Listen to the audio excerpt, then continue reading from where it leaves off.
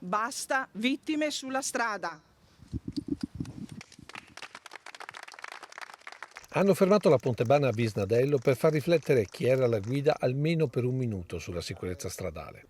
Ad organizzare la manifestazione il comune di Spresiano, che ha ripetuto per il terzo anno consecutivo questa iniziativa di sensibilizzazione. Viviamo in un'epoca in cui tutto è in continuo vai, sempre, corri, fa.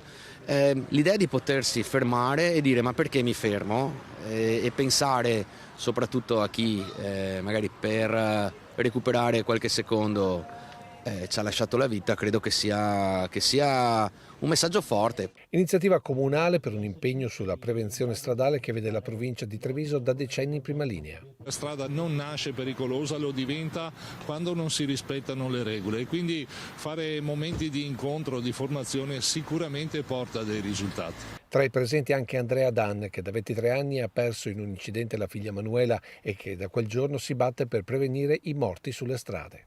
A distanza di oltre 20 anni è cambiato qualcosa sulle nostre strade? Sì, sta cambiando la cultura, stanno cambiando le brutte abitudini. Sono cambiati anche i dati statistici. Nel 2000 in provincia di Treviso avevamo dai 190 a 200 morti, ora abbiamo dai 54 a 60 vittime. Sulla raccolta firme per un airbag motociclistico a cui hanno aderito le autorità presenti, ma serve maggiore attenzione anche per i ciclisti, l'appello dell'associazione. Siamo non all'anno zero, all'anno sotto zero, perché purtroppo in questi giorni verrà approvata la riforma del codice della strada voluta dal ministro Salvini e noi l'abbiamo ribattezzato codice della strage, perché non affronta assolutamente quella che è una delle principali cause della mortalità sulle strade, che è la velocità. Altro momento importante è stata la benedizione della panchina bianca per non dimenticare chi ha perso la vita sulla strada, ma anche i familiari che pur continuando a vivere in realtà l'hanno persa con loro, come Barbara,